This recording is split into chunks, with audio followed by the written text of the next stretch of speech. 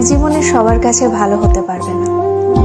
চেষ্টাও করো না কখনো সবার কাছে ভালো হওয়ার জন্য, কারণ সবার কাছে ভালো হতেই হবে এমন মাথার দিব্যি কেউ তোমায় দেয়নি। আর তুমি বেঁচে আছো তোমার নিজস্বতায়। সেখানে তোমায় কে ভাবলো, কে খারাপ ভাবলো, তাতে কিচ্ছু এসে যায় না। দিন শেষে নিজের জন্য নিজেকেই থাকতে হয়, অন্য কেউ তোমার জন্য থাকে না, থাকেনি কখনো, আর থাকবেও না। কারো কাছে তুমি ভালো, ভীষণ ভালো, আবার সেই তুমি কারোর কাছে খুব খারাপ, জঘন্য একজন মানুষ। সেটা কেমন করে হয়? প্রশ্নটা মনের মধ্যে আসতেই পারে।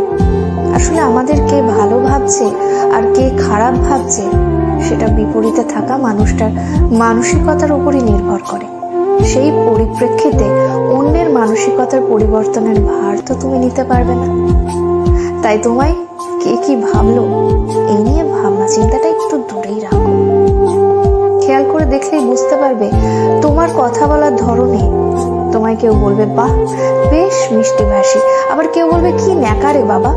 আবার কখনো তুমি যদি স্পষ্টবাদী হও, কেউ তোমায় বলবে প্রতিবাদী, কেউ বলবে ঠোঁট কাটা।